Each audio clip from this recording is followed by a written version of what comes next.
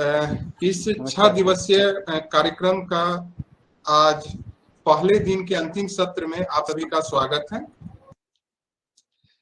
थोड़ा सा समय सारणी में परिवर्तन किया गया है। जैसा कि आपके पास समय सारणी होगा, अभी क्लास था use of ICT in teaching and testing of language, doctor Pankaj Dwivedi ji का। किसी कारणवश वो अभी नहीं जुड़े हैं अपने किसी व्यस्त कारण से, तो अभी हम लोग उसको रिशिड्यूल करके जो तीसरे दिन का तीसरा सत्र था वो यहाँ होगा और तीसरे दिन ये क्लास कंटिन्यू होगी। तो अभी जो हम लोगों के बीच में क्लास होगा वो होगा टेक्सोनोमी ऑफ एजुकेशनल ऑब्जेक्टिव्स। ये क्लास हमारे डॉक्टर बीरेश कुमार सर लेंगे। इनॉग्रल सेशन में आप डॉक्टर बीरेश कुमार सर से मिल चुके हैं, फिर भी मंच की मर्यादा के अंतर्गत मैं उनका एक छोटा सा इंट्रोडक्शन आप लोगों के बीच में देना चाहूंगा। डॉक्टर बीरेश कुमार जो है वो राष्ट्रीय परीक्षण सेवा में विगत 2 दशकों से कार्यरत हैं रिसोर्स पर्सन के रूप में, और इसके साथ ही ये बहुत अच्छे क्लास टीचर के रूप में जाने जाते हैं। हर एक वर्कशॉप में वो किसी भी लैंग्वेज का हो उसमें ये पढ़ाते हैं, और इनका जो है ये अपनी पीएचडी की उपाधि देश के प्रतिष्ठित विश्वविद्यालय जेएनयू से प्राप्त किया है। इसके अलावा इन्होंने बहुत सारी बुक पत्र पत्रिकाओं में अपना लेख लिखते रहते हैं। डॉक्टर बीरेश कुमार सर हम लोग को आज जो है टेक्सोनोमी ऑफ एजुकेशनल ऑब्जेक्टिव बताएंगे, जो कि बहुत ही इम्पोर्टेंट चीज है। आप लोग भी लगभग जो सब लोग बीएड किए होंगे उसमें ब्लूम टेक्सोनोमी के बारे में आप लोग पढ़े होंगे। इसके बारे में विस्तार से आपको बताएंगे। इसके साथ ही जो भी आपको डाउट हो इस क्लास में वो आप लोग चैट बॉक्स में लिखिएगा, और जब इनका क्लास खत्म हो जाएगा उसके बाद आप इनसे पूछ सकते हैं। तो ज्यादा समय नहीं लेते हुए मैं डॉक्टर बीरेश कुमार सर को इनवाइट करता हूं कि वो आए और अपना बहुमूल्य व्याख्यान दें। धन्यवाद।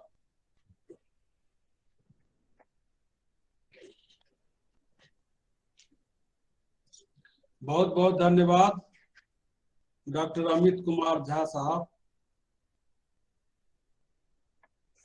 मेरा परिचय करवाने के लिए। हालांकि मैं तो शुरू से जुड़ा हुआ हूँ सुबह से इन लोगों से, फिर भी तो जैसा कि आपने कहा झा साहब ने कि अभी का जो टॉपिक है जो रिशेड्यूल हो करके तीसरे दिन के बदले आज हम लोग चर्चा कर रहे हैं इस पर, वो टैक्सोनॉमी ऑफ एजुकेशनल ऑब्जेक्टिव्स जो ब्लूम्स टैक्सोनॉमी के नाम से प्रसिद्ध है, और आप सब उससे वो आपको मालूम है, वो आप अपने ट्रेनिंग के दौरान वो आपको बताया गया होगा।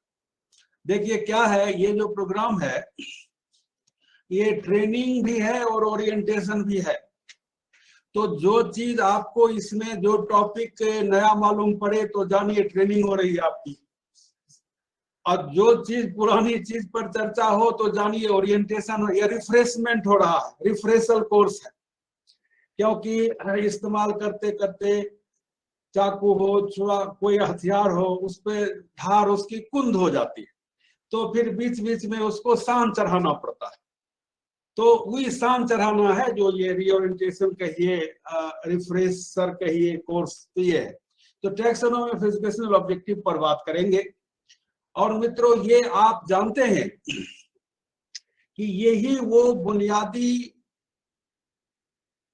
डॉक्यूमेंट है जिसके इर्द गिर्द पूरे सभ्य संसार की शिक्षा व्यवस्था घूमती है। और शिक्षा व्यवस्था जब हम कहते हैं तो तुरंत हमारे ध्यान में आता है कि क्लासरूम, पढ़ाई लिखाई, परीक्षा, इम्तिहान, रिजल्ट वगैरह। बिल्कुल सही बात है, लेकिन शिक्षा व्यवस्था आप एक शिक्षक के नाते अच्छी तरह जानते हैं कि इसकी शुरुआत नीतियों से होती है, बल्कि उससे पहले भी आवश्यकताओं से इसकी शुरुआत होती है, फिर नीतियां बनती हैं, फिर उस अनुसार पाठ्यक्रम बनते हैं, फिर उस अनुसार पाठ्य पुस्तकें बनती हैं। ये चर्चा करेंगे। पढ़ाई होती है उसके अनुसार, फिर परीक्षाएं होती है। तो तमाम इन गतिविधियों के केंद्र में अगर कहा जाए कि टैक्सोनॉमी ऑफ एजुकेशनल ऑब्जेक्टिव्स ही है ब्लूम्स टैक्सोनॉमी, तो ये अतिशयोक्ति नहीं होगी, क्योंकि हर चीज में जो बात होती है वो टैक्सोनॉमी की ही टर्म्स में बात होती है। अभी हमारे तमाम वक्ता नई शिक्षा, राष्ट्रीय शिक्षा नीति 2020 की बात कर रहे थे, आपने देखा होगा उसको। आप देखिए उसमें ज्ञान शब्द कितनी बार आया है, बोध शब्द कितनी बार आया है, हाँ, व्यक्तित्व विकास की चर्चा उसमें है, यही तो टैक्सोनॉमी है। हाँ, उसमें आई है बात कि भाई हमको सिर्फ बौद्धिक रूप से अपने छात्रों को सबल और ये मजबूत नहीं बनाना है, उनको एक अच्छा इंसान बनाना है। मतलब उनके अंदर ईमानदारी, उनके अंदर कर्तव्य निष्ठा, उनके अंदर नियम निष्ठा, मित्रों के प्रति प्रेम भाव हो, शिक्षकों के प्रति सम्मान की, देश प्रेम की भावना, सहनशीलता, इन सारे मानवीय गुणों का विकास हमको करना शिक्षा के माध्यम से। आप अच्छी तरह जानते हैं ये सारे टैक्सोनॉमी के सिद्धांत हैं। टैक्सोनॉमी का जो हमारा कॉग्निटिव के बाद जो अफेक्टिव डोमेन पार्ट है, जिसमें मूल्यों की चर्चा हुई है, तो इन तमाम चीजों की चर्चा वहां मिलती है, वहीं से लेकर के हमारी नीतियां बनती हैं। उसी अनुसार जैसा कि मैंने कहा कि शिक्षा का हमारा पूरा कार्यक्रम चलता है। और आप देखिए कि ये इस ट्रेनिंग प्रोग्राम के अंत में 2-3 दिन हम प्रैक्टिस सेशन करेंगे, जिसमें प्रश्न लिखने के बारे में प्रश्न लिखे जाएंगे। आप लिखेंगे, आप वहीं से बैठे बैठे आप हमारे सॉफ्टवेयर से आपको परिचित कराया जाएगा, आपको उसका लिंक दिया जाएगा और आप अपने घर या अपने स्थान से बैठे सवाल बनाएंगे, एक बार इंटर डालेंगे, वो हमारे यहाँ के मैसूर के डेटाबेस में आ जाएगा। तो उस सवाल भी बनाने के समय टैक्सोनॉमिकल टर्म्स भी हमारे ध्यान में होते हैं। क्या? या तो हम नॉलेज बेस्ड क्वेश्चन बनाते हैं, या कंप्रिहेंशन क्वेश्चन बनाते हैं, या एप्लीकेशन बेस्ड क्वेश्चन बनाते हैं। और धीरे धीरे जैसे कक्षा ऊंची होती जाती है या हमारे परीक्षण का स्तर, कठिनता स्तर बढ़ता जाता है, डिफिकल्टी लेवल जिसको बोलते हैं, तो हम analysis based, synthesis based, evaluation based question बनाते हैं। तो कहने का मतलब यह है कि शिक्षा के तमाम कार्यक्रमों के आरंभ से लेकर अंत तक जो एक चीज हमारा मार्गदर्शन करती है कदम कदम पर, वो है टैक्सोनॉमी ब्लूम्स की। ये इस दस्तावेज, ये डॉक्यूमेंट या फ्रेमवर्क का महत्व और मूल्य है। तो इसीलिए इस पर थोड़ी सी चर्चा, और जैसा कि हम सब जानते हैं, आप इससे अवगत हैं, वही है कि समय के साथ साथ जो कुछ थोड़ा विस्मृति आ जाती है, उसको एक नए सिरे से ताजा करने की बात होगी। और हमारे पास स्लाइड्स हैं, द्विभाषी स्लाइड्स हैं, हिंदी इंग्लिश। देखिए, आप हमारी मजबूरी को समझिए कि हमको तमाम भाषाओं में प्रोग्राम करने पड़ते हैं। कम से कम जो 20 भारतीय भाषाएं शेड्यूल्ड लैंग्वेजेस हमारे अंदर हैं, 20 से ज्यादा, 22 भी कह सकते हैं, तो उसमें तो अच्छा, अपनी तो सीमा होती है हर किसी की, उसमें हमारे जैसे आदमी कितनी भाषाएं सीखेंगे। तो अंग्रेजी हिंदी का ऐसा बनाकर चलते हैं ताकि हर जगह वो काम आ जाता है। तो आप इसी स्लाइड की मदद से बातचीत करेंगे और अंत में 15 मिनट डिस्कशन करेंगे। मतलब कोई सवाल अगर आपके मन में होगा तो उसको पूछेंगे। सो ये साहब शिक्षा के उद्देश्यों की वर्ग की, टैक्सोनॉमी ऑफ एजुकेशनल ऑब्जेक्टिव्स, जिसको संक्षेप में TEO, पुकार का नाम ब्लूम्स टैक्सोनॉमी।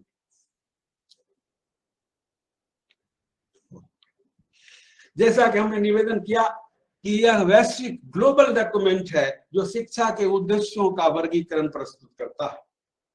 इसका निर्माण संयुक्त राज्य अमेरिका में वर्ष 1948 से 1964 के बीच 2 चरणों में हुआ। 2 चरण जब आप कहते हैं तो 1948 से 1956 में तक 8 साल में फर्स्ट हैंडबुक उसकी आई, जो कॉग्निटिव डोमेन की थी। 48 से 56 8 साल। अब फिर ठीक 8 साल 56 से 64 तक समय लगा। तो उसके बाद उसकी अफेक्टिव डोमेन, जो ये भावना और मनुष्य के विश्वासों और तमाम मानवीय गुणों से जो रिलेटेड जो पार्ट है, वो सामने आया। तो इसीलिए कहा कि 2 चरणों में हुआ। इसके निर्माता प्रोफेसर बेंजामिन एस ब्लूम है। उनके 2 अन्य सहयोगी भी थे, प्रोफेसर डेविड आर क्रेथाल और बीबी मासिया। लेकिन मित्रों, जैसा देखिए दुनिया का दस्तूर है, आप सब जानते हैं कि चांद पर पहले जाने वाले 2 लोग थे, जिसमें नील आर्मस्ट्रांग का नाम सभी कोई जानता है, हर कोई जानता है। एक और दूसरा बंदा भी था, उसको कोई नहीं जानता। मतलब मैं भी नहीं अभी ध्यान में आता ही नहीं।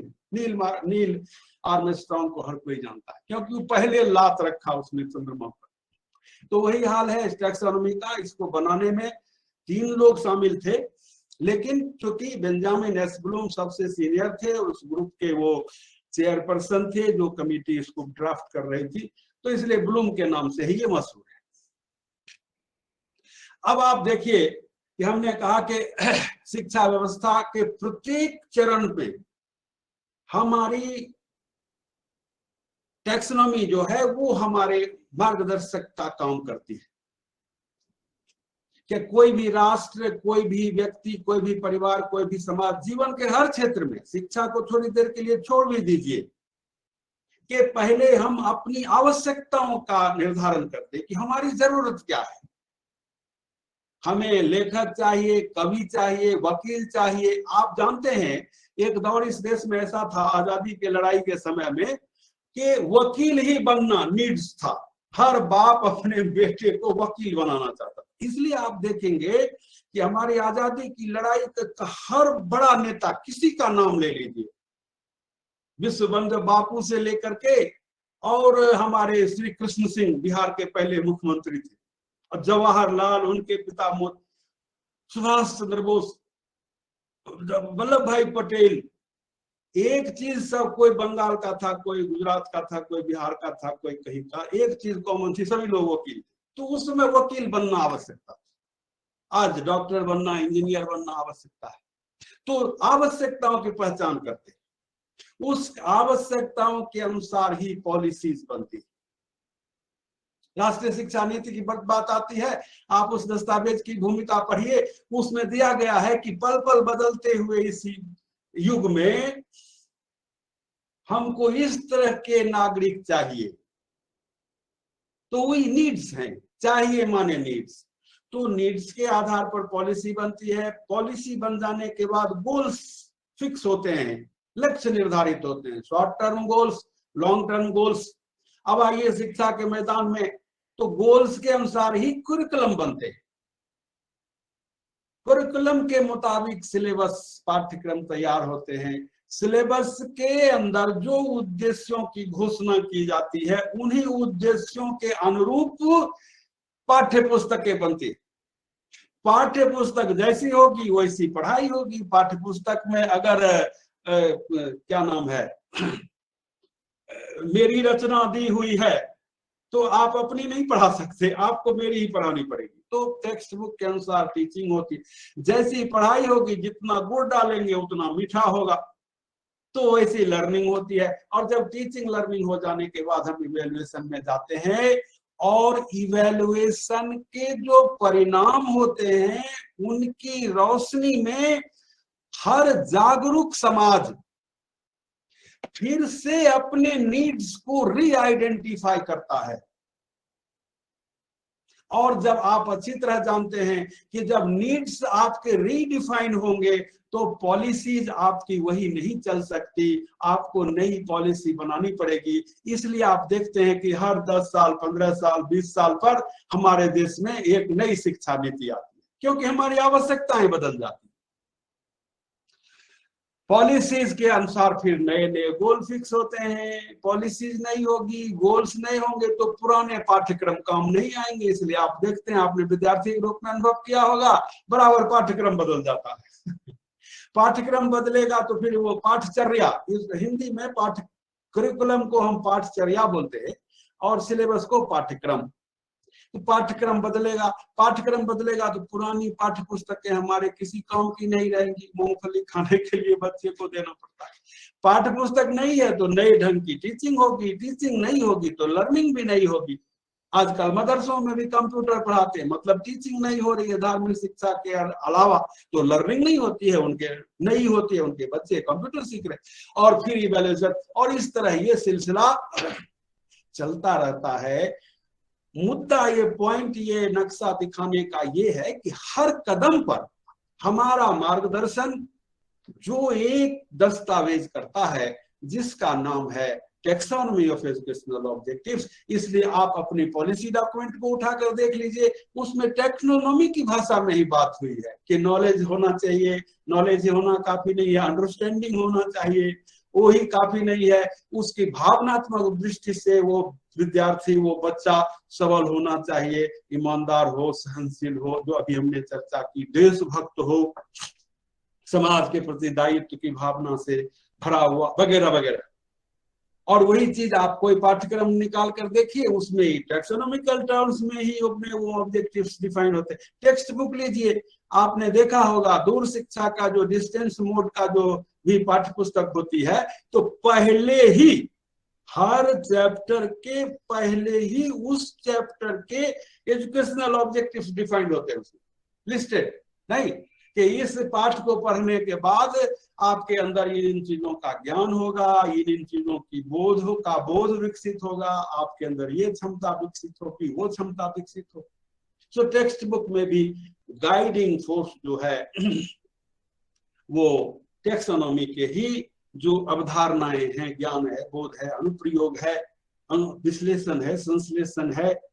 ये तो बौद्धिक क्षेत्र का हुआ, और भावनात्मक क्षेत्र का जैसे हमने कहा कि सदाचार है, सिद्धांत निष्ठा है, सत्य निष्ठा है, नियमितता है, सहनशीलता है, सद्भाव है, ये तमाम चीज। तो ये महत्व है, इसीलिए टैक्सोनॉमी हमारे टॉपिक के अंदर शामिल है, और टैक्सोनॉमी का महत्व को दिखाने के लिए हमने ये नक्शा आपके सामने शेयर किया।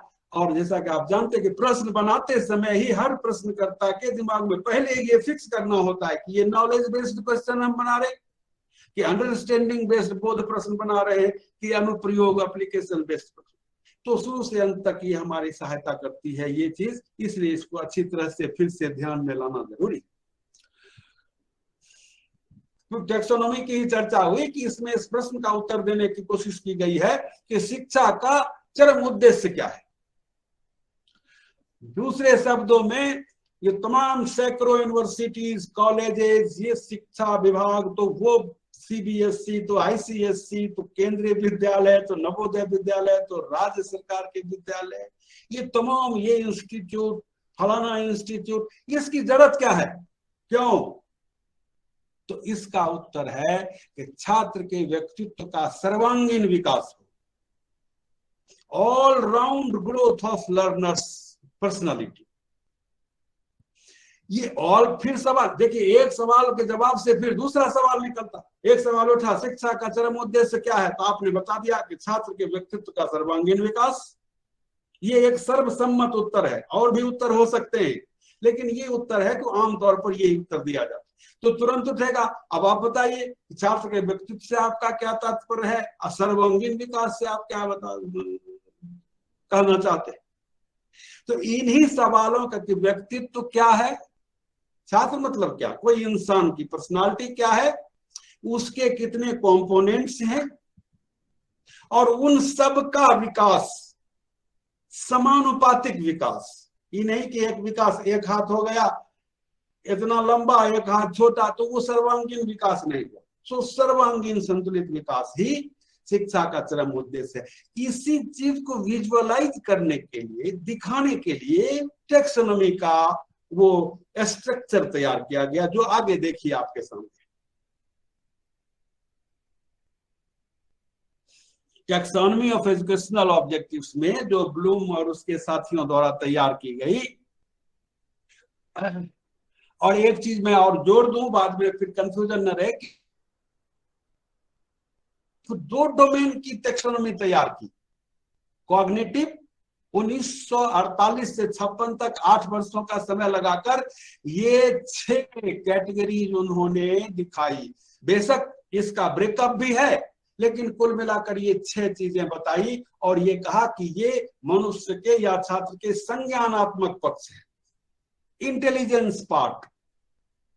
और फिर 56 से 64 तक का समय लगाया, ठीक 8 साल का, तो ये बताया, अफेक्टिव डोमेन की टैक्सोनॉमी तैयार की, और कहा कि ये मनुष्य के या छात्र के भावनात्मक जो पक्ष है उसका जो इंटेलेक्ट से अलग होता है। एक आदमी बहुत इंटेलिजेंट हो सकता है लेकिन भावना से वो शून्य हो सकता है, और एक आदमी बहुत भावुक हो सकता है, इंटेलिजेंट थोड़ा कम हो सकता है, ऐसा। सो ये भावनात्मक पक्ष के ये आयाम हैं तमाम। ये 5 फ्रैक्शन पार्ट से जिसका ताल्लुक है उसकी टैक्सोनॉमी इन लोगों ने डिजाइन नहीं की, ब्लूम ने और क्रैथहॉल ने। कुछ दिन के बाद जाकर के अमेरिका की 2 महिलाओं ने, जिसका नाम हमने नीचे दिया है, मिसेस ए.जे. हैरो और मिसेस ई.जे. सिम्पसन, ये दोनों महिलाएं हैं। अंग्रेजों का नाम ऐसे नहीं मालूम होता, हैरो मतलब मर्द हुआ कि औरत हुआ, सिम्पसन मतलब क्या हुआ, तो लेकिन ये तथ्य है कि दोनों महिलाएं हैं। 1972 में इन्होंने साइकोमोटर डोमेन की टैक्सोनॉमी डिजाइन की, जो दोनों का नक्शा अलग अलग है। वो मेरे पास है लेकिन अभी उतना ध्यान नहीं है, उनका एक अलग नक्शा है। ये जो आपके सामने है साइकोमोटर डोमेन की टैक्सोनॉमी, जो imitation, manipulation, precision, articulation and automatization, जिसके 5 स्टेप्स हैं मनुष्य के मनोदैहिक साइकोमोटर डोमेन के, वो प्रोफेसर R.H. दवे, और आप गुजराती भाइयों से मेरा ख्याल है गुजरात के ही वो हैं, या अभी हैं कि नहीं, NCERT में वो प्रोफेसर थे, तो हम मानकर चले कि अभी होंगे ही। और ऐसे ऐसे महापुरुष तो दे सुकृति रस सिद्ध कवि वंदनीय जगमाही, जिनके सुदस शरीर को जरा मरण भय नाही। ऐसे ऐसे महान पुरुषों के शरीर को वृद्धावस्था और मृत्यु का भय नहीं होता, उनकी यश काया हमेशा जीवित रहती। तो ये जो टैक्सोनॉमी आपके सामने मैं प्रस्तुत कर रहा हूँ, ये प्रोफेसर R.H. दवे साहब का है, और 69 में उन्होंने तैयार किया था, और ये भी लंदन यूनिवर्सिटी प्रेस से छपी हुई। ये दोनों अमेरिका से छपा हुआ है, शिकागो यूनिवर्सिटी से, और ये लंदन यूनिवर्सिटी। हम इन्हीं की फॉलो करते हैं, क्योंकि एक तो अपने भारतीय हैं, दूसरा कोई कम नहीं किसी से। तुम्हारा ये क्या शिकागो से छपा है तो मेरा लंदन से छपा है। और देखिए सीनियर भी है, एज हैरो और E.J. सिम्पसन की 72 में आई थी, इनकी 1969 में भी आई। तो ऐसा, तो यही है।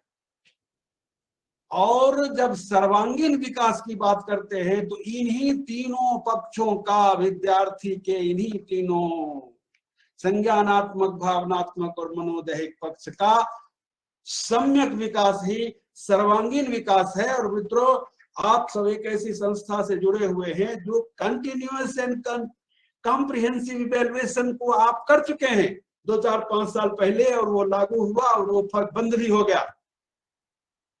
तो वो कंटिन्यूएशन क्या था? When testing goes hand in hand with the process of teaching, that is continuous, सतत। अभी ऐसे कैसे होता है? साल भर पढ़ाई हुई तो, या 6 महीने पढ़ाई हुई तो एक दिन इम्तिहान हुआ तो उसका नाम हुआ छमाही, फिर 6 महीने और पढ़ाई हुई तो फिर इम्तिहान हुआ तो उसका नाम हुआ सालाना या वार्षिक इम्तिहान। लेकिन सतत मूल्यांकन है जो साथ साथ चले, पढ़ाई और परीक्षा साथ साथ चले, तो सतत तो वो है। समग्र क्या है? तो आप अच्छी तरह जानते हैं, आप इस चीज को कर चुके हैं कि समग्र का मतलब है कि छात्र के व्यक्तित्व के न सिर्फ इंटेलेक्ट पार्ट, इंटेलिजेंस पार्ट का हम मूल्यांकन करें या उस पर जोर दें, उसके विकास पर, बल्कि उसके एटीट्यूड पार्ट का, और उतना ही नहीं उसके एक्शन पार्ट का भी हम डेवलपमेंट करें शिक्षण संस्थाओं के अंदर। और इसीलिए मैं साइकोमोटर पार्ट की बात कर रहा हूं कि आप देखिए तमाम गेम्स, स्पोर्ट्स, NCC, NSS, फिर संगीत, नाटक, इधर आके योगा, ये तमाम हमारी पाठचर्या का अंग है ना, करिकुलम के पार्ट है हमारे। इसके लिए शिक्षक बहाल होते हैं, योग शिक्षक बहाल होते हैं, संगीत शिक्षक बहाल होते हैं, फिजिकल ट्रेनिंग के हमारे यहाँ शिक्षक, उनका पद सृजित है। यही है समग्र मूल्यांकन के तमाम पक्षों का, ताकि वो एक आदर्श मनुष्य बनकर समाज में वापस जाए। आपके अंदर 10 बरस 12 बरस जो भी समय हो, जिस संस्था का अपने तो बना हुआ है, आप देखते हैं 8-9 बरस की अब आयु में उपनयन होता था, उसके बाद शिक्षण के लिए जाते थे, 25 वर्ष की आयु तक शिक्षण की उनका पढ़ाई का काम होता। तो पढ़ाई के बाद जो निकले तो एक संपूर्ण पूर्ण विकसित व्यक्तित्व उसका हो, ताकि समाज के वो फिट हो। तो यही सोच है और इसी को कॉम्प्रिहेंसिव मूल्यांकन का तो सिद्धांत की ये बात है। और जैसा कि आप जानते हैं ये चीज फिर डिस्कार्ड हो गई।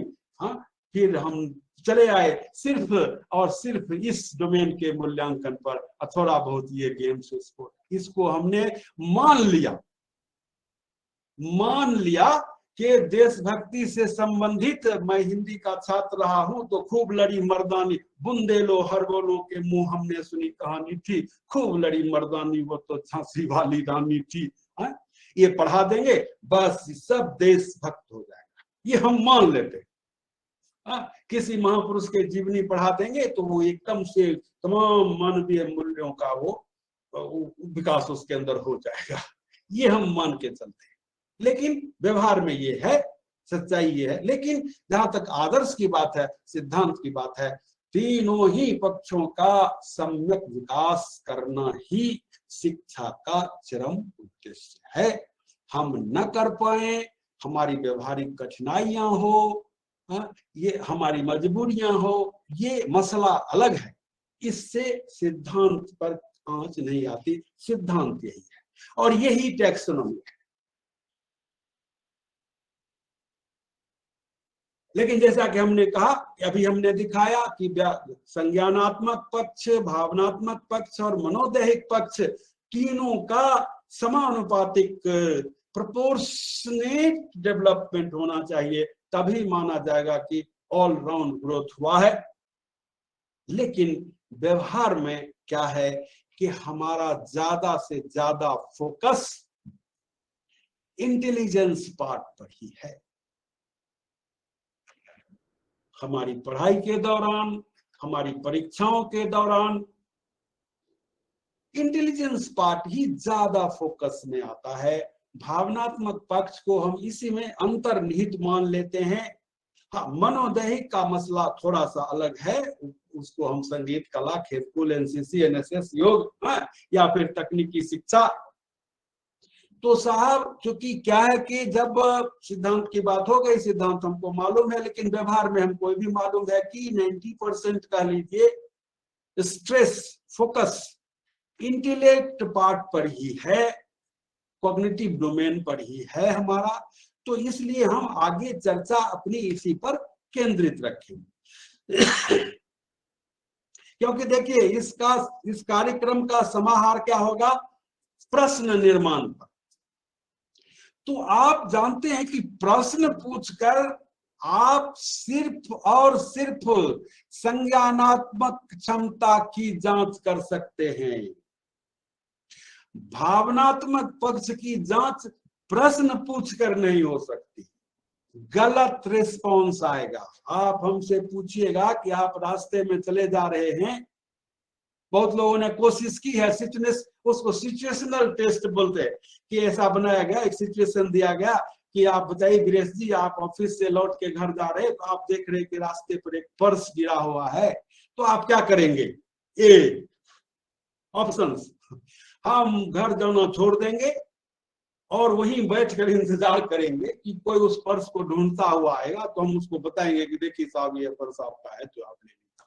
बी, हम उस पर्स को उठाएंगे और निकटतम थाना ढूंढेंगे और थाना में जाकर के उसको हम हुलिया कराएंगे और वो पर्स को वहां जमा करेंगे। सी, चुपचाप निकल जाएंगे, क्योंकि जगह जगह लिखा हुआ रहता है कि लावारिस माल को हाथ न लगाएं, तो पता नहीं पर्स में क्या है, तो हम चुपचाप अपना निकल जाएंगे। सी हुआ। और डी हुआ ऑप्शन, जो उठा करके इधर उधर देखेंगे और पॉकेट में रख लेंगे और थोड़ा दूर जाके इधर उधर देख के तब देखेंगे कि उसमें क्या है। मैं करूंगा वही, मैं आपसे साफ साफ खोलकर कहता हूं। Fourth option, I will follow the fourth option, but when you ask me in form of a test, I will tick on the first और सेकेंड, राइट? तो मुद्दा यह है कि प्रश्न के जरिए हम सिर्फ और सिर्फ संज्ञानात्मक क्षमताओं की जांच कर सकते हैं, भावनात्मक क्षमताओं की जांच प्रश्न के जरिए नहीं कर सकते। उसके लिए अलग टूल्स हैं, लेकिन जब वो मसला ही खत्म है, कॉम्प्रिहेंसिव इवैल्यूएशन का मामला ही खत्म है, हमारे प्रशासन ने खत्म कर दिया, तो हम फिर उसमें क्यों ये पड़े। तो ऐसा है। तो इसलिए टैक्सोनॉमी के तमाम पार्ट्स आपने देखे, उसका पूरा स्ट्रक्चर, लेकिन अब हम उसके कॉग्निटिव डोमेन पार्ट पर ही अपने को कंसंट्रेट करेंगे। इसलिए हमने ये कहा व्यक्तित्व का है 3 हिस्से, संज्ञानात्मक, भावनात्मक, मनोदैहिक। ये भावनात्मक को कट कर दिया, मनोदैहिक को कट कर दिया, इसको छोड़ दिया, क्योंकि इसी को लेके अब हम आगे, हमारे लिए टैक्सोनॉमी अब यही। लेकिन साहब ये अकेले ही बहुत है, तीनों के सम्यक विकास की बात तो छोड़ ही दी गई है। संज्ञानात्मक पक्ष का भी अगर भली भांति हम विकास कर सकें तो हम अपने कर्तव्य को, हम अपने प्रयत्न को सार्थक समझना चाहिए, क्योंकि ये भी कोई देखने में तो एक भाग लगता है, 33.33% हुआ ना 100% का, लेकिन वो भी बहुत ज्यादा है, जिसकी चर्चा आप आगे देखेंगे। अब देखिए ज्ञान की परिभाषा देना छूट गया है। पावर पॉइंट बनाते हैं, फिर उसको देख नहीं पाते, देखते हैं तो अगली बार सुधारेंगे। परिभाषा मैं बताता हूं। पहले तो हम ये समझें कि टैक्सोनॉमी में जो नॉलेज शब्द इस्तेमाल हुआ है, और जिसका हिंदी और मैं समझता हूं तमाम भारतीय भाषाओं में हमारे पास ज्ञान को छोड़कर और कोई शब्द नहीं। ये ज्ञान वो ज्ञान नहीं है जो हमारे आध्यात्मिक संदर्भ में और हमारे कथा में, पुराण में हम ज्ञान जिससे समझते हैं, या दर्शन के संदर्भ में, वो ज्ञान नहीं है। यहाँ ज्ञान मतलब इंफॉर्मेशन, नॉलेज मीन्स इंफॉर्मेशन, लेकिन अपने आप में ये भी कम नहीं है। ज्ञान को अगर इंफॉर्मेशन के ही संदर्भ में हम समझें, वो ज्ञान छोड़ दें जो ज्ञान सिद्धार्थ को हुआ था, जो जब गौतम बुद्ध हुए थे, जो ज्ञान महावीर स्वामी को हुआ, जो ज्ञान अन्य महापुरुषों को हुआ, विवेकानंद जी महाराज को जो ज्ञान हुआ जब स्वामी रामकृष्ण परमहंस से वो सबसे जाते थे, डायरेक्ट सवाल पूछते थे कि आपने भगवान को देखा है? सब लोग चुप हो जाए, दर्शन तो बहुत बताए, जीव ब्रह्म आत्मा परमात्मा, लेकिन जब विवेकानंद पूछे कि आपने हैव यू सीन गॉड, तो चुप। लेकिन रामकृष्ण परमहंस ने कहा यस, हाँ, कहा हमें दिखा सकते हैं? कहा जरूर। अरे जिसने खुद देखा है, जिसको मालूम है अहमदाबाद किधर है, तो किसी को भी बता सकता है कि भाई इस रास्ते से जाओ, चलो दिखा देते हैं, गांधी आश्रम किधर है। तो जो ज्ञान रामकृष्ण परमहंस ने दिया विवेकानंद स्वामी को, वो ज्ञान ये नहीं है, लेकिन वो इंफॉर्मेशन मतलब नॉलेज। लेकिन इंफॉर्मेशन ही अगर लें तो इसकी देखिए कितनी बड़ी इसकी परिभाषा और इसका स्ट्रक्चर है। जब हम नॉलेज कहते हैं, मीन्स इंफॉर्मेशन कहते हैं, तो उसके अंदर क्या क्या आता है किसी भी विषय में। अच्छा ध्यान दीजिएगा, टैक्सोनॉमी जो है वो सब्जेक्ट फ्री है। शिक्षा, एजुकेशन एज ए होल, कोई भी सब्जेक्ट हो, साइंस हो, आर्ट्स हो, सोशल साइंस हो, कोई भी सब्जेक्ट हो, उसके अध्ययन का, उसके अध्यापन का एक ही उद्देश्य है, उस छात्र के व्यक्तित्व का विकास। और उसके भावनात्मक पक्ष में पहला है ज्ञान, आप देख रहे नॉलेज, उसके बाद है अंडरस्टैंडिंग।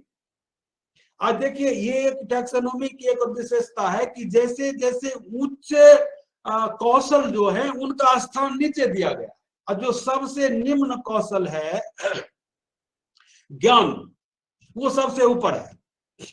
ज्ञान ही एक सीमा से आगे बनकर बोध बन जाता है। ज्ञान और बोध दोनों मिलकर हमारे अंदर अनुप्रयोग की क्षमता का विकास करते हैं। छात्र के अंदर, पहले शिक्षक के अंदर हो तब तो छात्र के अंदर होगा। ये तीनों मिलकर हमें विश्लेषण की क्षमता प्रदान करते हैं, और विश्लेषण का उल्टा संश्लेषण है। जैसे हम बिस्तर को खोलते हैं वो विश्लेषण है, फिर बिस्तर बांधते हैं वो संश्लेषण है। और ये पांचों क्षमताएं जब हमारे अंदर पूर्ण रूप से विकसित होती हैं, तब हमारे अंदर या हमारे छात्र के अंदर मूल्यांकन की क्षमता का विकास होता है। मूल्यांकन का मतलब है उचित अनुचित का विवेक, क्या करणीय है, क्या अकरणीय है, क्या उद्देश्य है, क्या विधेय है, क्या त्याज्य है, क्या भोग्य है, उसका जब विवेक आता है वही मूल्यांकन है। ऐसे ही मूल्यांकन में क्या करते हैं आप, किसी को फर्स्ट डिवीजन, एक ही क्लास का है, एक ही सिलेबस का पढ़ा हुआ है, आप ही ने सबको पढ़ाया है, लेकिन जब आप जांचने बैठते हैं तो किसी को फर्स्ट क्लास देते हैं, किसी को सेकेंड डिवीजन, किसी को थर्ड डिवीजन। यही तो मूल्यांकन है। तो ऐसा, तो ये इस तरह का स्ट्रक्चर। तो आगे हम ब्रेकअप दे रहे थे कि ज्ञान का ही बात करें तो ज्ञान का मतलब होता है किसी भी विषय में पारिभाषिक शब्दावलियों का ज्ञान, उस विषय के विशेष तथ्यों का ज्ञान,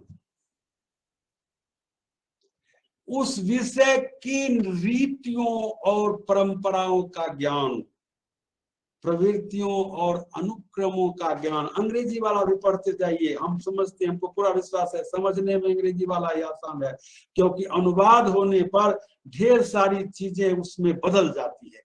विभिन्न वर्गीकरणों एवं श्रेणियों का ज्ञान, knowledge of classifications and categories, knowledge of criteria, मानदंडों का ज्ञान, knowledge of methodologies, knowledge of universals. अब आप देखिए कि मैंने कहा कि ज्ञान कहने से इतनी चीजों के ज्ञान का बोध होता है। अगर कोई कहे कि मुझे साहित्य का ज्ञान है तो उसको साहित्य की शब्दावलियों का ज्ञान होना चाहिए। रीतिकाल कहने से हिंदी में एक खास समय का बोध होता है जिस समय एक खास ढंग की कविता की गई। आधुनिक काल कहने से मैं समझता हूं ये गुजराती साहित्य में भी ये बात होगी, आदिकाल कहने से एक खास समय का और एक खास ढंग की कविता का बोध होता है। उसके फॉर्मेट्स खास ढंग के थे, उसके थीम्स और सब्जेक्ट मैटर उसका खास ढंग का था। यहाँ तक कि भाषा भी जो आज गुजराती है वो प्राचीन गुजराती साहित्य की वो भाषा नहीं होगी, मैं हिंदी के अनुभव से कह रहा हूं। फिर विशेष तथ्यों का ज्ञान, उसमें रचनाएं हुई होंगी, महान महान महाकवि हुए होंगे, उनके जीवन से संबंधित, उनका कब जन्म हुआ, उनकी कब मृत्यु हुई, उनके जीवन में कौन महत्वपूर्ण घटना हुई, कौन सा ग्रंथ कब आया, ये फैक्ट्स है ना। परंपराओं का ज्ञान, हर साहित्य की अपनी परंपरा होती है। ये मैं इसे कह रहा हूं कि ये तो सारे सब्जेक्ट्स के लिए यूनिवर्सल बनाया गया था, लेकिन साहित्य पर बहुत ज्यादा सही फिट बैठता है। ये हमारे लिए खुशी की बात है, क्योंकि हम सब तो मूलतः साहित्य, हम बोलते हैं भाषा के शिक्षक हैं, लेकिन ये निचले स्तर पर भाषा मतलब विद्यालय के, यहाँ तक मैं महाविद्यालय विश्वविद्यालय स्तर पर भी भाषा का और साहित्य का शिक्षक एक ही होता है। तो ऐसा, तो ये इसलिए भी दिखा रहे हैं कि क्वेश्चन जो आप बनाए तो नॉलेज बेस्ड क्वेश्चन तो कम से कम, देखिए कोई भी सवाल अगर सवाल है तो वो नॉलेज बेस्ड होगा ही। तो आप कोशिश करें कि नॉलेज बेस्ड सवाल में इन चीजों की ज्ञान के ज्ञान के बारे में पूछे। शब्दावली का ज्ञान हो, छात्र से विषय प्रश्न बनाइए उस पर, फैक्ट्स एंड फिगर्स के ज्ञान पर। तो आप लोग लेकिन क्या करते हैं, जितना प्रोग्राम, कभी 100 से ज्यादा प्रोग्राम हम कम से कम मैं देख चुका हूं, कर चुका हूं, भाग भी ले चुका हूं। एक जबरदस्त ट्रेंड है, आप उससे बचिएगा, ऑथर्स एंड बुक्स, फलाने लेखक, ये किताब के लेखक कौन है, फैक्ट्स एंड फिगर्स के अंदर आ गया वो सही है, लेकिन वो इतना बन चुका है कि हम लोग उससे परेशान है। और भी फैक्ट्स है ना भाई किताब के लेखक के अलावा, तो उन पर प्रश्न बनाएंगे आप। फिर रीतियों परंपराओं बनाएंगे। हालांकि आप ध्यान रखेंगे कि हमारा टीचिंग का, हमारे जिस कक्षा के हम शिक्षक हैं वो उसका लेवल क्या है। क्योंकि उसके लेवल से ऊपर अगर आप पढ़ाने में थोड़ा बहुत चले जाइए लेवल से बाहर, तो वो भी कहता है ना, विद्यार्थी लोग कहते हैं कि सर के ऊपर से जा रहा था, तो वैसा वो, लेकिन पढ़ाने में चलता है। टेस्टिंग में तो बिल्कुल नहीं चलेगा कि आप लेवल से ऊपर जा रहे हैं, तो आप बिल्कुल ही मतलब क्या स्वीकार योग्य नहीं।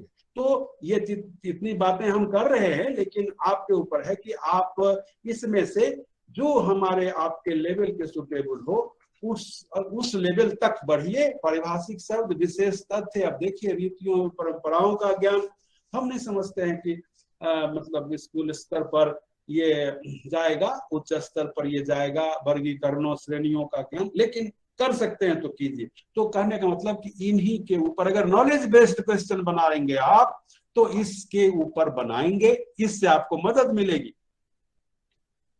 नॉलेज के बाद आता है अंडरस्टैंडिंग।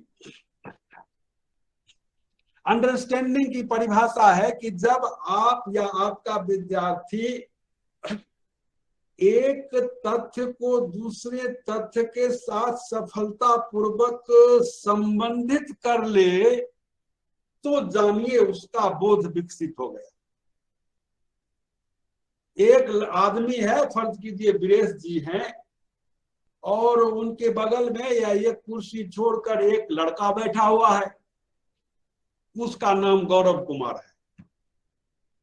तीसरा आदमी दोनों को अलग अलग तो जानता है, तो वहां तक ज्ञान है, वो जानता है वीरेश जी ये है, उनका लड़का वो, वीरेश जी ये है और गौरव वो है। लेकिन जब चेहरा मोहरा, रंग ढंग, चाल ढाल देखकर वो जब ये जान जाए कि ओह ये भी जो है वो ए का लड़का है, तब जानिए उसकी अंडरस्टैंडिंग डेवलप हो गई। इसी को टेक्निकली डिफिनेशन में कहा गया कि एक तथ्य का दूसरे तथ्य के साथ सफलतापूर्वक संबंध जोड़ने की क्षमता का नाम बोध है।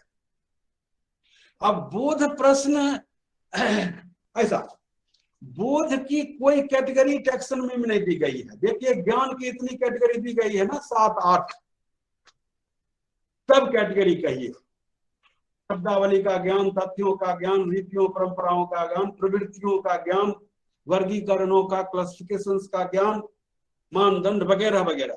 लेकिन टैक्सोनॉमी में बोध की परिभाषा तो दी गई, जो हमने जो बताया लगभग उसी ढंग की, लेकिन उसकी सब कैटेगरी, क्योंकि बोध की शायद सब कैटेगरी नहीं होती कुछ, लेकिन 3 ऐसे एक्टिविटीज बताए गए टैक्सोनॉमी में जिनके जरिए किसी भी व्यक्ति की, और अभी चर्चा के संदर्भ में छात्र की, के बोध का प्रकाश होता है, वो बोध उसका सामने आ जाता है। और आप देखिए टेस्टिंग का एक सिद्धांत है कि जो चीज आपके सामने आएगी आप उसी की टेस्टिंग कर सकते हैं। चाहे वे देगा पीने तब न पूछेगी कि चीनी है कि भूल गए, चाहे उधर केटली में है पूछेगी जो मीठा था ना अच्छा, उसकी टेस्टिंग कैसे होगी। तो उसी तरह से टेस्टिंग उसी चीज की हो सकती है जो आपके सामने हो। तो बोध प्रश्न इसलिए बनाते हैं कि बोध की टेस्ट हो, बोध की जांच हो। अतः बोध की जांच के लिए जरूरी है कि बोध जो उसका उसके खोपड़े के अंदर है कि नहीं है, यही तो है सवाल। तो है अगर तो उस सामने आए, जरा सामने तो आओ, छलिए, छुप छुप छलने की क्या राज है, कहीं छुप न सकेगा परमात्मा, मेरी आत्मा की ये आवाज है। टेस्टिंग में भी वही है, सामने। तो बोध प्रश्न बनाते समय आप इन गतिविधियों को अगर अपने प्रश्न में पिरोएंगे, तब जाकर आपका प्रश्न सही रूप से बोध प्रश्न होगा। वरना या तो वो ज्ञान प्रश्न, नॉलेज क्वेश्चन के खाते में गिरेगा, या फिर हो सकता है अनुवाद का के खाते, सॉरी ये अनुप्रयोग के खाते में जाए, किसी और खाते में जाए। बोध प्रश्न वो प्रश्न तब तक ही कहलाएगा जब तक टैक्सोनॉमी के मुताबिक इन तीनों गतिविधियों में से किसी एक का समावेश। अच्छा, प्रश्न एक्टिविटी है ना, आप उसमें हुक्म देते हैं ना प्रश्न में, प्रकाश डालो, परिभाषा दो, उदाहरण दो, वर्णन करें, ये एक्टिविटी ही तो है। तो उसी तरह से जिस प्रश्न में इन तीनों गति एक्टिविटीज में से कोई एक एक्टिविटी होगी, तभी वो प्रश्न बोध प्रश्न के की कसौटी पर खरा उतरेगा, वरना आपका क्लेम ही क्लेम रहेगा, दावा ही दावा रहेगा, उसका भुगतान नहीं होगा। क्योंकि यही तीनों गतिविधियां हैं जिनके माध्यम से किसी व्यक्ति का बोध सामने आ जाता है। जैसे आप देखिए, मैं कहूं कि मैं अंग्रेजी भी जानता हूं, हिंदी तो खैर जानता ही हूं, मतलब हिंदी तो उम्मीद की ही जाती है कि जानता होगा, कम से कम कितना जानता हूं वो तो आप लोग समझ रहे हो। मैं कहूं हाँ अंग्रेजी भी जानता हूं, तो मुझे एक पैसेज दिया जाए, वो हिंदी का हो, उसको कहा जाए कि आप अंग्रेजी में ट्रांसलेशन करिए जरा। ट्रांसलेशन में ये बात खुलकर सामने आ जाएगी कि वो जो पैसेज हिंदी में था उसके कंटेंट को, थीम को, सब्जेक्ट को कहां तक हमने समझा। अगर नहीं समझा तो उसकी कंटेंट सोर्स की कहेगी कुछ, हमारा ट्रांसलेशन कहेगा कुछ। एक मैं मजाक नहीं है, सही बात है, लेकिन आपसे शेयर करता हूं कि हमारे यहाँ सब जगह जो है ये क्या होता है कि निविदा वगैरह निकाली जाती है ना। तो और आजकल आउटसोर्सिंग का जमाना है, हर चीज या बहुत सारी चीजें आउटसोर्स हुई है। तो किसी कार्यालय में आउटसोर्सिंग के लिए निविदा निकाली गई सिक्योरिटी के लिए, कि कोई सिक्योरिटी एजेंसी हो, कोई मतलब जो रजिस्टर्ड हो, वो ऐसे निविदा डाले। हाँ सर, तो उसमें डिटेल में था कि अंग्रेजी में था कि service provider agency should must quote, ध्यान से सुनिएगा, service provider agency should must quote rate per head.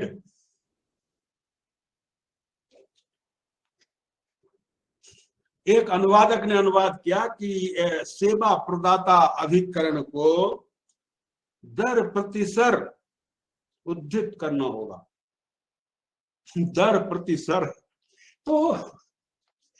तो खुलकर सामने आ गया बोध कि उसने उस मूल जो कंटेंट था उसको उसने बिल्कुल नहीं समझा। तो ऐसे सो ट्रांसलेशन, इंटरप्रिटेशन, जो एक्सप्लेनेशन को मान लीजिए, हालांकि एक्सप्लेनेशन इंटरप्रिटेशन नहीं है, अगर एक्सप्लेनेशन इंटरप्रिटेशन है भी तो बहुत निचले दर्जे का, लेकिन फिर भी व्यवहार में हम माने कि चलो भाई एक्सप्लेनेशन। और एक्स्ट्रापोलेशन आप जानते हैं कि जब किसी भी पढ़ाई गई चीज के प्रक्रिया को या उसके सीक्वेंस को या उसके पैटर्न को समझ करके जब विद्यार्थी उससे ज्यादा जान लेता है जितना पढ़ाया गया है, वो एक्स्ट्रापोलेशन है। मतलब विद्यार्थी को पढ़ाया गया कि देखो 2 और 2 4 होता है, 4 और 2 6 होता है। मान लीजिए टाइम हो गया, वो आज की पढ़ाई खत्म हो गई, लेकिन अगर विद्यार्थी उसके बाद घर जाके या छात्रावास में या कहीं भी सोचे कि सर बता रहे थे कि 2 और 2 4 होता है और 4 और 2 6 होता है, तो जरूर 6 और 2 8 होगा, 8 और 2 10 होगा, 10 और 2 12 होगा। यही एक्स्ट्रापोलेशन है, क्योंकि बेसिक्स उसको मालूम है संख्याओं का, और एक पैटर्न आपने बता दिया कि 2 जोड़ने से ऐसे होता है। तो उस आधार पर अगर जितना बताया था उससे ज्यादा समझ विकसित हो जाए छात्र के अंदर, तो एक्स्ट्रापोलेशन है। तो इन 3 कैटेगरीज को एक्टिविटीज के बेस्ड सवाल बनाएंगे तो आपका सवाल सही मामलों में बोध प्रश्न की श्रेणी में जाएगा। अभी की चर्चा का ये उद्देश्य रहा। एप्लीकेशन तो सरल है कि ट्रांसफॉर्मिंग और using any theory principle in real life situation, किसी भी सिद्धांत या नियम का व्यवहार में को उतार देना ही अनुप्रयोग है। तो हमारे आपके लिए एक बड़ी अच्छी बात है कि हम साहित्य के विद्यार्थी हैं, शिक्षक हैं, तो ग्रामर के जितने भी सवाल होते अधिकांश, अब आप किसी व्याकरण की पुस्तक के लेखक का नाम और प्रकाशन की तिथि पूछने बैठिए तो वो नहीं, लेकिन ग्रामर के जितने भी प्रश्न होते हैं 90% सवाल वो एप्लीकेशन बेस्ड क्वेश्चन ही होते हैं, क्योंकि व्याकरण में नियम होते हैं और नियमों का अनुप्रयोग ही व्याकरण का ज्ञान है। जैसे संधि विच्छेद करें, स्त्रीलिंग को पुल्लिंग बनाए, स्त्रीलिंग पुल्लिंग बनाने के नियम है, एक वचन को बहुवचन बनाए उसके नियम है। यहाँ तो साफ आता है कि वाक्यों में प्रयोग करें। तो हमारे सामने एक बड़ी अच्छी बात है साहित्य के शिक्षकों के सामने कि एप्लीकेशन बेस्ड क्वेश्चन बनाना हमारे लिए बिल्कुल ही आसान है, क्योंकि ग्रामर के व्याकरण के सबसे बेस्ट क्वेश्चन हम जैसे ही बनाते हैं वो एप्लीकेशन बेस्ड क्वेश्चन आता है। एनालिसिस, सिंथेसिस और इवैल्यूएशन को मैं छोड़ देता हूं, यह समझते हुए दो कारण हैं। एक तो ये उच्च स्तरीय बौद्धिक क्षमताएं इनको कहा गया है, एनालिसिस, सिंथेसिस और इवैल्यूएशन। हमारा स्तर जो है विद्यालय शिक्षा का वो ये है। दूसरी बात कि ये जो ट्रेनिंग प्रोग्राम है वो बिल्कुल हमारे हिसाब से बेसिक, हमारी आपकी पहली मुलाकात है, तो बेसिक ट्रेनिंग प्रोग्राम्स में यही काफी है कि हम लोग ज्ञान आधारित, नॉलेज बेस्ड, बोध आधारित, कॉम्प्रिहेंशन बेस्ड और एप्लीकेशन बेस्ड क्वेश्चन अच्छी तरह से बना लें, वो काफी है। एनालिसिस, सिंथेसिस को विराम देते हैं।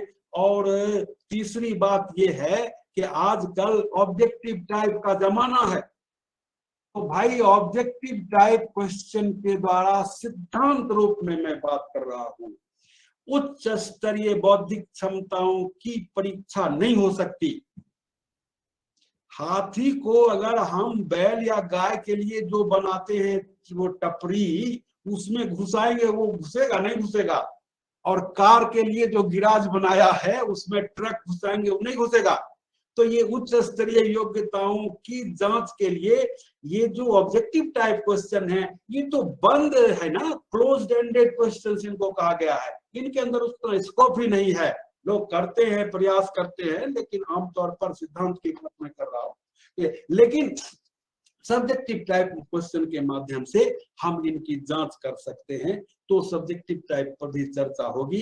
तो लेवल मतलब हमारा जो हम जहाँ शिक्षण कार्य करते हैं उसका स्तर, फिर इस ट्रेनिंग प्रोग्राम का जो बेसिक लेवल है उसको देखते हुए और आजकल के दौर को देखते हुए सिर्फ अपनी चर्चा को हम ज्ञान बोध और अनुप्रयोग तक सीमित रखते हैं। अगर हम इसी को जांचने के सही मानक के अनुसार प्रश्न बना सकें तो इस ट्रेनिंग प्रोग्राम की हमारी वही सफलता। तो ऐसा साहब, तो बंधुओं हाँ समय भी हो गया लगभग और चर्चा भी हमारी एक मुकाम पर पहुंच गई। अगर 5 मिनट 10 मिनट समय बचा हुआ है तो कोई बात नहीं, फिर आगे। अच्छा, एक चीज की मैं गारंटी दूंगा कि जो हम समीप आते जाएंगे हमारे कार्यक्रम के अंत के, त्यों तो हम टैक्सोनॉमी पर ज्यादा से ज्यादा केंद्रित होते जाएंगे। हमारा जो प्रैक्टिकल जो हमारा होगा सेशंस, जो जिसमें आप प्रश्न बनाएंगे, वो आप देखेंगे कि वो टैक्सोनॉमी पर बिल्कुल बेस्ड होंगे, क्योंकि हर सवाल बनाने के साथ एक कॉलम ऐसा आएगा जिसमें हमसे आपसे पूछा जाएगा कि इस प्रश्न को पूछने के पीछे आपका उद्देश्य क्या है। और उद्देश्य जब भी हम बयान करेंगे तो टैक्सोनॉमिकल टर्म्स में ही बयान करेंगे कि छात्र के ज्ञान की जांच या उसके बोध की जांच या उसके अनुप्रयोग की क्षमता की जांच, विश्लेषण क्षमता की जांच। और जैसा कि मैंने निवेदन किया कि ज्ञान बोध और अनुप्रयोग की हम अच्छे ढंग से वो हम कर लें मानकों के अनुसार, तो बहुत ये उपलब्धि इस कार्यक्रम की मानी जाएगी। और प्रश्न बनाने की बात जो है ये आपका इम्तिहान इसमें नहीं लिया जाएगा कि आपको 3 दिन ट्रेनिंग दी गई तो 3 दिन, बिल्कुल नहीं, ये बस उसका एक व्यवहारिक पक्ष है। और हम लोग सब लोग और हमारे सारे, इसमें थोड़ा सा टेक्निकल मसला भी इन्वॉल्व है, क्योंकि हमने कहा ना कि ऐसा इंटरफेस तैयार किया गया है कि आप अपने घर बैठे, स्कूल में बैठे क्वेश्चन बनाएंगे, इंटर मारेंगे तो हमारे डेटाबेस में वो सवाल ऑटोमेटिक चला आएगा। आप उसको खोलकर देख सकते हैं, शायद आप एडिट भी कर सकते हैं। तो ये तमाम चीजों की जानकारी पहले आपको अच्छी तरह से दी जाएगी, हमारे साथियों के द्वारा करके दिखाया जाएगा। उसका शायद वीडियो वगैरह आपसे शेयर करेंगे। सारे हर तरह से हम सब हर चीज, हर बात की चर्चा करके हर तरह से तैयार होकर के ही ये हम प्रश्न निर्माण के कार्य में आगे बढ़ेंगे। तो बहुत बहुत धन्यवाद मित्रों। टैक्सोनॉमी का जो मसला था आज के समय का वो इतना ही था। अब आप के ऊपर है, आप प्रश्न पूछिए। हाँ सर जी, नमस्ते। नमस्ते नमस्ते, बोलिए। हाँ, एक पंक्ति बहुत अच्छी तरह से आपने उसका उद्देश्य भी बहुत अच्छा है। शायद भरत व्यास जी की पंक्तियां है वो, जरा सामने तो आए चलिए सर। उसमें कुछ, हाँ उसमें कुछ राज है थोड़ा बहुत। राज क्या है, ऐसा कुछ नहीं है। देखिए संदर्भ इतना ही है कि परीक्षण का एक सिद्धांत है कि जब तक कोई भी चीज या वह मूर्त हो या अमूर्त हो, परीक्षक के सामने परोसी नहीं जाएगी तब तक उसका परीक्षण नहीं हो सकता। जी जी जी। और प्रश्न में जितने भी हम एक्शन वर्ब्स डालते हैं, आप ध्यान करते हैं ना, बिना एक्शन वर्ब के कोई प्रश्न नहीं होता। क्या परिभाषा दो, दे, उदाहरण दे, सोदाहरण समझाएं, एक्शन ही तो है। प्रकाश डाले, विश्लेषण करे, वर्गीकरण करे। तो ये इसीलिए डालते हैं कि हर विद्यार्थी का कागज पर उतारे आए। धन्यवाद सर।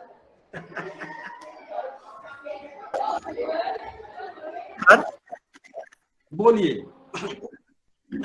बोध की परिभाषा में ये तीसरा नंबर था ना, बहिर्वेशन।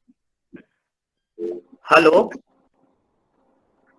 जी जी। बोध की परिभाषा में क्या टॉपिक था, सर। बहिर्वेशन वाला। उसमें बहिर्वेशन वाला एग्जाम्पल के थ्रू समझाएंगे सर, कैसे सवाल आ सकते हो उसमें।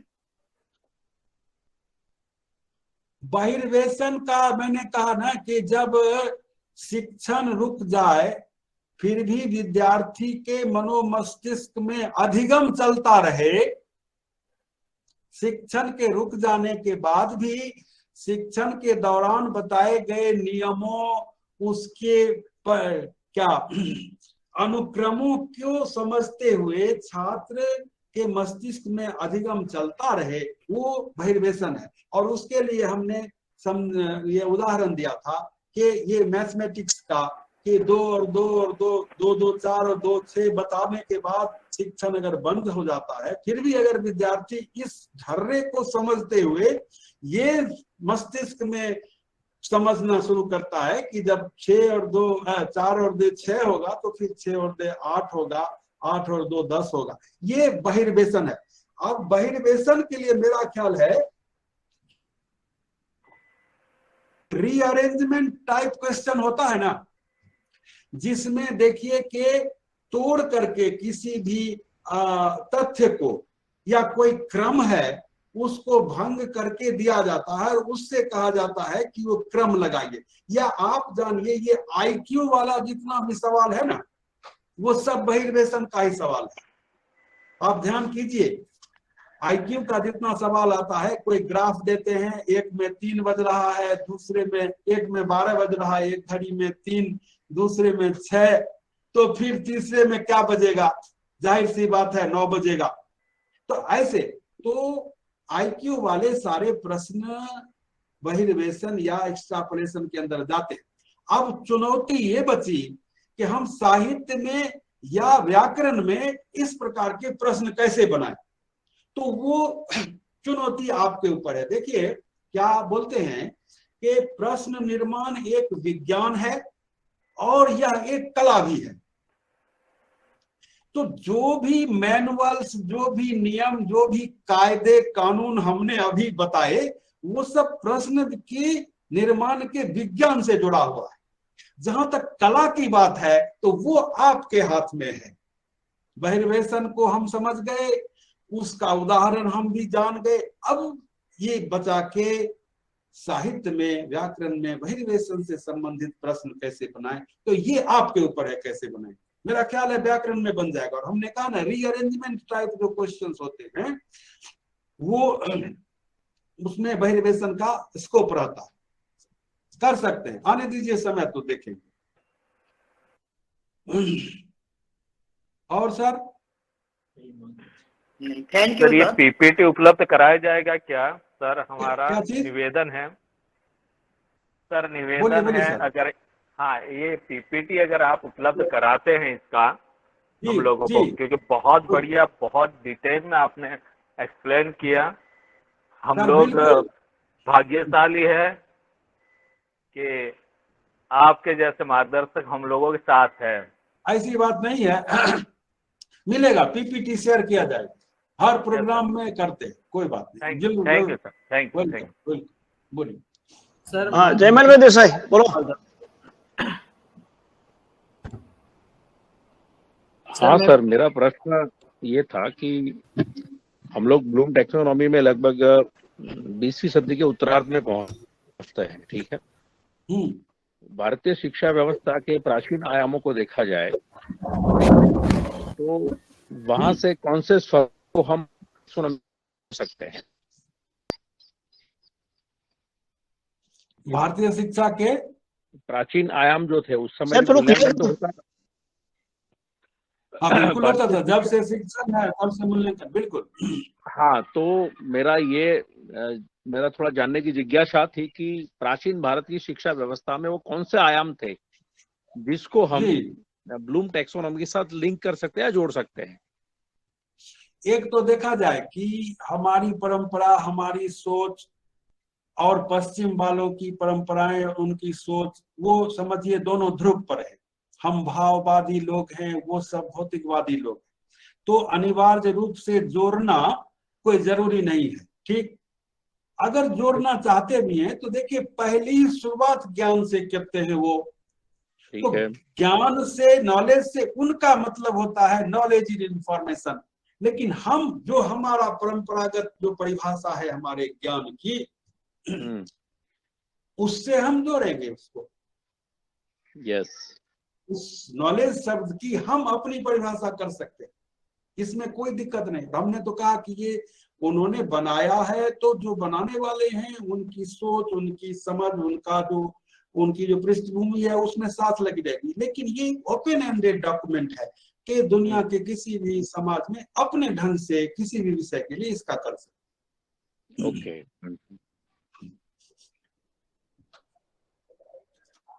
हाँ रफीक भाई बोलो साहब।